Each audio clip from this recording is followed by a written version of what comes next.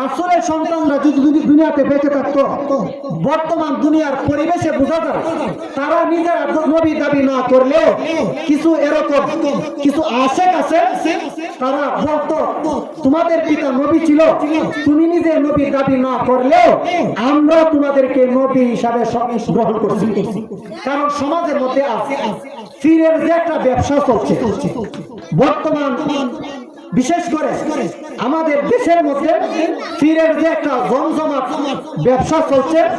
বাপ পীর ছিল, ছেলের মধ্যে না আছে পীরের যোগ্যতা, না আছে তার কোন আলেমের যোগ্যতা, বাবা পীর ছিল, সেই সুবাদে ওয়ারিশ সূত্রে সেও পীর দাবি করে। কথা ঠিক কিনা? এরকম মানুষ আমাদের এলাকাতে না থাকলেও আমাদের আশপাশে অভাব নাই, অভাব নাই। বাবা পীর ছিল, ভালো পীর, ভালো মানুষ ছিল, কিন্তু সন্তান তার ভিতরে নাই কোনো আলেম।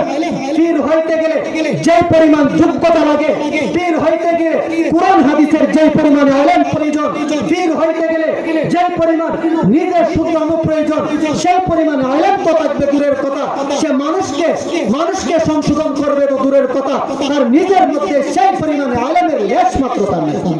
অথচ সে সমাজের মধ্যে সরলমনা মুসলমানদেরকে পীর দাবি করে সমাজকে নষ্ট করতেছে, সরলমনা মুসলমানদেরকে ধোঁকা দিয়ে নিজের পকেট গরম করে নিজের পকেট বাড়ি করতেছে, আর মানুষগুলোকে যারা সঠিক দিন থেকে বঞ্চিত করে তাদেরকে গুমরাহির পথে নিয়ে যাচ্ছে।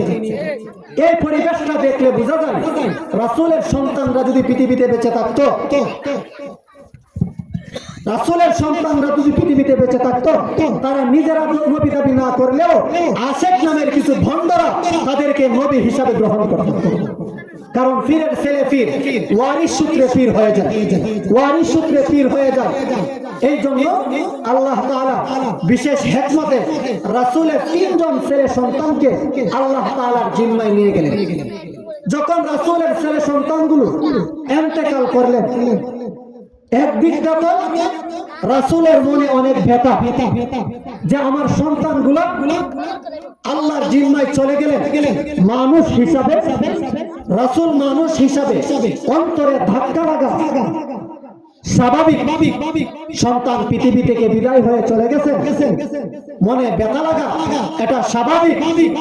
যখন রাসূলের অন্তরে ব্যথা লাগলো, এদিকে সন্তান হারার ব্যথা অন্তরে, অপর দিকে মক্কার কাফের বেঈমানরা তারা রাসূলকে নির্বংশ বলে গালি দিতে লাগলো যে তোমরা যেই মুহাম্মদকে নিয়ে চিন্তা করো, যেই মুহাম্মদকে নিয়ে তোমরা আলোচনা করো, আরে তার সন্তান পৃথিবীতে বেঁচে নাই। যখন সে পৃথিবী থেকে চলে যাবে তখন তার আলোচনা করনেওয়ালা, তার নাম নেওয়ালা কোনো মানুষ পৃথিবীতে থাকবে না। কিন্তু তারা জানে না রাসূলের ইন্তেকালের পরে পৃথিবীর যতদিন পর্যন্ত তার আপন অবস্থায় চলমান থাকবে, পৃথিবীর আনাচে কানাচে, পৃথিবীর প্রত্যেক মুহূর্তে মুহূর্তে রাসূলের আলোচনা, রাসূলের নাম মানুষ সম্মানের সাথে উচ্চারণ করে। কিন্তু যারা বলতো রাসূলের আলোচনা থাকবে না, তাদের নামটা মানুষে নিতে চায় না, যদিও কেউ নেই, ঘৃণার সাথে। তখন আল্লাহ তাআলা যখন মানুষ কাফের বেঈমানরা রাসূলকে বিভিন্ন ভাষায় অবতার, বিভিন্ন নির্বংশ বলে গালি দিতে লাগলো, তখন আল্লাহ রাসূলকে সান্ত্বনা দেওয়ার জন্য আল্লাহ সূরা কাউসার নাজিল করে জানিয়ে দিলেন, বন্ধু আমার, আপনাকে মক্কার কাফের বেঈমানরা, মুশরিকরা নির্বংশ বলে গালি দেয়, আমি আপনাকে কাউসার নামক নিয়ামত দিয়া আমি সুসংবাদ দিলাম। তারা বলতেছে আপনার আলোচনা পৃথিবীতে থাকবে না, যারা বলতেছে তাদের আলোচনা থাকবে না, আপনার আলোচনা পৃথিবীতে কিয়ামত পর্যন্ত থাকবে। তখন আল্লাহ তাআলা সূরা কাউসার নাযিল করে জানিয়ে দিলেন, হে নবী, আপনাকে আমি কাউসার দান করেছি। কাউসার দান করেছি, কাউসার মানে কি? কাউসারের অনেক ব্যাখ্যা রয়েছে। এর একটা ব্যাখ্যা হচ্ছে অনেকগুলা উম্মত আমি আপনাকে দান করেছি। রাসূল বলেন, আমি একদা একটি নূরের মিম্বরের মধ্যে বসা। রাসূল করিম সাল্লাল্লাহু আলাইহি ওয়াসাল্লাম বলেন, আমি নূরের মিম্বরের মধ্যে বসা, জিবরাইল আলাইহিস সালাতু ওয়াস সালাম আমার পাশে দাঁড়ানো। তখন সকল নবী রাসূলরা তার উম্মতদেরকে নিয়ে আমার সাথে সাক্ষাৎ করার জন্য আসতেছে। কেউ 2 জন উম্মত নিয়ে আসতেছে, কেউ হাজার হাজার উম্মত নিয়ে আসতেছে, কেউ লক্ষ কোটি উম্মত নিয়ে আসতেছে। রাসূল বলেন, আমি যখন দেখতে পেলাম সকল নবী রাসূলরা তাদের উম্মত নিয়ে আমার সাথে সাক্ষাৎ করার জন্য আসতেছে, হঠাৎ করে দেখতে পেলাম বিশাল এক জামাত নিয়ে একজন নবী আমার সাথে সাক্ষাতের জন্য আসতেছে। আমি বললাম, জিবরাইল, ওই যে নবী আসতেছে অনেক উম্মত নিয়ে, উনি কোন নবী? জিবরাইল আলাইহিস সালাতু ওয়াস সালাম বলেন, উনি হলেন হযরতে মুসা আলাইহিস সালাতু ওয়াস সালাম। রাসূল বলেন, আমি সেই কথাটা শোনার পরে আমার মনে একটি অন্যরকম ভাব সৃষ্টি হইল। অর্থাৎ রাসূল মনে মনে ভাবতে লাগলেন যে আমার উম্মত মনে হয় তার উম্মতের চাইতে কম হবে।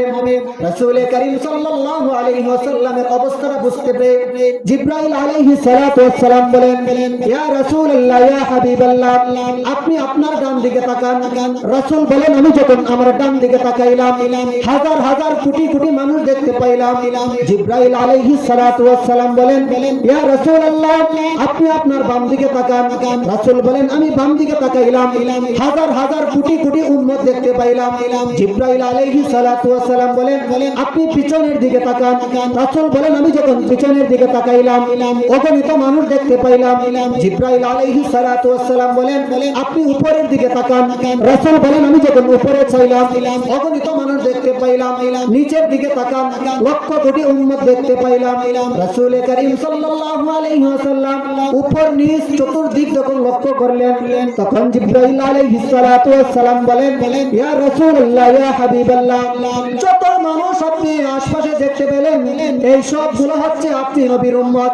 যারা বলতেছে আপনার নাম নিশানা এই পৃথিবীতে থাকবে না, যারা বলতেছে আপনার আলোচনা করনে ওয়ালা কোনো মানুষ এই পৃথিবীতে থাকবে না, ইয়া রাসূলুল্লাহ, ইয়া হাবিবাল্লাহ, এই যে উম্মতগুলো দেখতে পেলেন এই উম্মতগুলো কিয়ামত পর্যন্ত যতদিন এই পৃথিবী তার আপন অবস্থায় থাকবে ততদিন পর্যন্ত আপনার নাম এই সমস্ত উম্মতেরা সম্মানের সাথে উচ্চারণ করবে।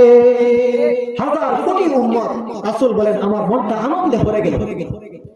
রাসূল বলেন, আমার এই সমস্ত উম্মতগুলা দেখে আমার অন্তরটা ভরে গেল।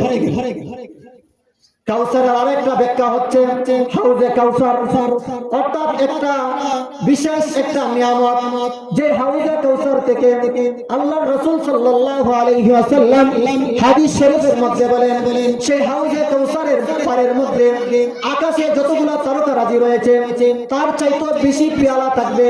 রাসূল বলেন, আমি সেই হাউজে কাউসার থেকে আমার প্রিয় উম্মতদেরকে পানি পান করাইব। যারা সত্য করে আমার আশিক ছিল, যারা সত্য করে আমি রাসূলকে মেনে দুনিয়াতে জীবন যাপন করেছে, আমি রাসূল নিজ হাতে এই সমস্ত উম্মতদেরকে পানি পান করাইব। রাসূল বলেন, যেই ব্যক্তি সেই হাউজে কাউসারের পানি একবার পান করবে কিয়ামত পর্যন্ত, অর্থাৎ আর কোনোদিন তার পানির পিপাসা লাগবে না। রাসূল বলেন, সেই হাউজে কাউসারের পানি এমন মজা, মধুর চাইতে মিষ্টি, দুধের চাইতেও সাদা, এত সুস্বাদু পানি আল্লাহ আমাদেরকে রাসূলের মাধ্যমে যদি রাসূলের খাঁটি উম্মত হইতে পারি তাহলে আপনি আমাদেরকে পান করাইবেন। রাসূল বলেন, আমি পান করাইতে থাকবো, পান করাইতে থাকবো। হঠাৎ করে বিশাল একটা জামাত সেই হাউজে কাউসারের পানি পান করার জন্য আসবে। তখন আমার মধ্যে আর সেই হাউজে কাউসারের মধ্যে আমার মধ্যে আর সেই আগত উম্মতের মধ্যে পর্দা পড়ে যাবে, তারা পানি পান করতে পারবে না। রাসূল বলেন, আমি আল্লাহকে জিজ্ঞাসা করব এই পর্দা কেন পড়ে গেল? তখন আল্লাহর পক্ষ থেকে গায়বীভাবে আওয়াজ আসবে, ইয়া রাসূলুল্লাহ, তারা যে আপনার উম্মত দাবি করে আপনার কাছে হাউজে কাউসারের পানি পান করতে আসছে তারা মূলত আপনার প্রকৃত উম্মত না, তারা হচ্ছে বাটফার, তারা প্রকৃতপক্ষে আপনার উম্মত না। তারা সমাজের মধ্যে আপনি যে দিন রেখে আসছিলেন, আপনি যে সুন্নাহ রেখে আসছিলেন সেই সুন্নাহ অনুযায়ী জীবন যাপন করে নাই, সেই সুন্নাহকে পরিবর্তন করে তারা নিজেদের পক্ষ থেকে রদবদল করেছেন। যারা রাসূলের রেখে যাওয়া আমানতের মধ্যে খেয়ানত করবে, যারা রাসূলের রেখে যাওয়া আমানতের খেয়ানত করবে, এই সমস্ত খেয়ানতকারীদের হাউজে কাউসারের পানি কপালে জুটবে না। যাই হোক, আজকের মাহফিলের যিনি সভাপতি আমাদের উস্তাদ, অত্র এলাকার কৃতি সন্তান, বিশিষ্ট আলেম দ্বীন খান সাহেব হুজুর হাফিজাহুল্লাহ আসছেন। পাশাপাশি আমাদের গ্রামের আরেকজন কৃতি সন্তান সুপ্রসিদ্ধ ওয়াইজ হযরত মাওলানা রাশেদ আহমদ সাহেব হুজুরও চলে আসছেন। আসলে আমার কথা হচ্ছে হুজুর আসলে আমি ছেড়ে দিব। যাই হোক, হুজুর চলে আসছে, হুজুরকে বসায় তো কিছু কথা বলছি।